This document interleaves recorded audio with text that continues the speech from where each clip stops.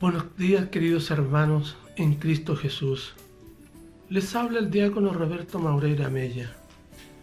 Sean mis primeras palabras para manifestarle la inmensa alegría de estar de regreso junto a ustedes, después de 2 meses de ausencia, debido a una operación que fui sometido de urgencia, donde sin duda alguna ha sido el Señor quien por su misericordia y su infinito amor me ha permitido vivir y poder cumplir la misión que me queda por realizar. Y aprovecho también esta instancia para agradecer a todos aquellos que estuvieron preocupados y me llamaron para darme fuerzas y saber de mi salud, y donde la oración, sin duda alguna, fue muy importante. Y hoy, viernes de la 9ª semana del tiempo ordinario, día en que celebramos a San Bonifacio, obispo y mártir, quisiera invitarlos para que juntos reflexionemos el hermoso evangelio que se nos ha regalado en el día de hoy, el cual está tomado de San Marcos capítulo 12, versículos 35 al 37.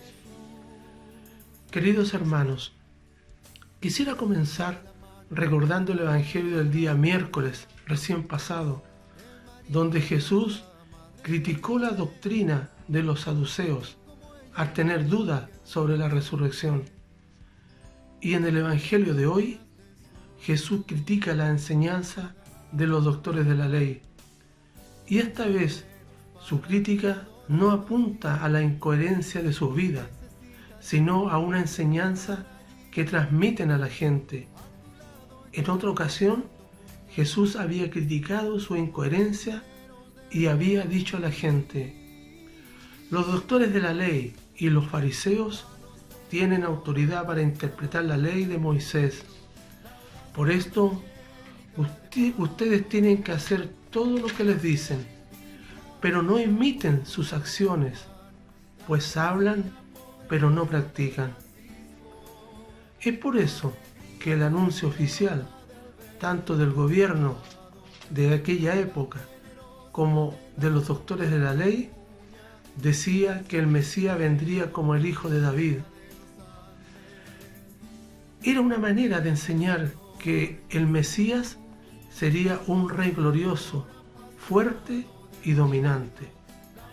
Por eso, el grito de la gente el domingo de Ramos fue: bendito el reino que viene de nuestro padre David, como lo fue también el grito del ciego de Jericó, cuando a toda voz dice: Jesús, hijo de David, ten piedad de mí. Pero Jesús cuestiona esta enseñanza de los doctores de la ley y por eso cita un salmo de David, el cual dice: el Señor dijo a mi Señor, siéntate a mi diestra, hasta que ponga a tus enemigos debajo de tus pies. Y además, Jesús añade: el mismo David le llama Señor, ¿cómo entonces puede ser hijo suyo? Esto significa que Jesús no concordaba mucho con esta idea de un Mesías, un Señor glorioso, que vendría como Rey poderoso para dominar e imponerse sobre todos los enemigos.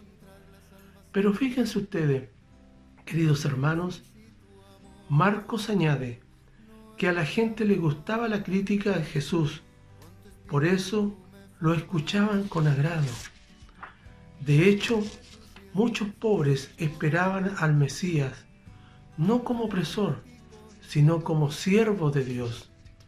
Pero a lo largo de los siglos, la esperanza mesiánica fue creciendo y tomando diversas formas. Es así que casi todos los grupos y los movimientos de la época de Jesús esperaban la llegada del reino, pero cada uno a su manera. Tanto fariseos como escribas, herodianos, saduceos, cada uno de ellos conforme a las enseñanzas de cada grupo. Pero también habían grupos que no esperaban al Mesías, porque para ellos la situación presente debía de continuar tal como era, pues pensaban que el futuro había llegado. Por ejemplo, los saduceos no esperaban al Mesías. Los herodianos pensaban que Herodes era el rey mesiánico. Y así, como a la luz de la resurrección, los cristianos comenzaron a releer las Escrituras, es decir, el Nuevo Testamento, y descubrieron sentidos nuevos que antes no podían ser descubiertos, porque les faltaba la luz. Y en el Antiguo Testamento, ellos buscan las palabras para expresar la nueva vida que estaban viviendo en Cristo. Y efectivamente, fue en la Sagrada Escritura donde pudieron entender que Jesús era el Mesías, el Hijo del Hombre, el Hijo de Dios, siervo de Yahvé, Redentor, Señor.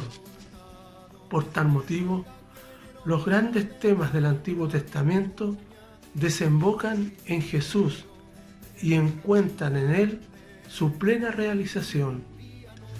Y por ende, en la resurrección de Jesús, donde germina la semilla y descubren que Jesús es el Señor, es Dios mismo. Por eso Jesús, tomando la palabra, mientras enseñaba en el templo, decía: ¿cómo pueden decir los escribas que el Mesías es Hijo de Dios? Motivo por el cual lo que está en discusión es el capricho de los fariseos de no querer reconocer a Jesús como Hijo de Dios y al mismo tiempo del linaje de David. Lo que ellos quieren decir, primero, es que Cristo sería descendiente de David, por lo tanto, no sería Hijo de Dios. Es decir, pretenden poner a Jesús en duda. Y según ellos, si es Cristo, el Salvador, ha de ser hijo de David. Pero Jesús dice que es Hijo de Dios, entonces no puede ser hijo de David. Por lo tanto, tampoco es Cristo, el Salvador.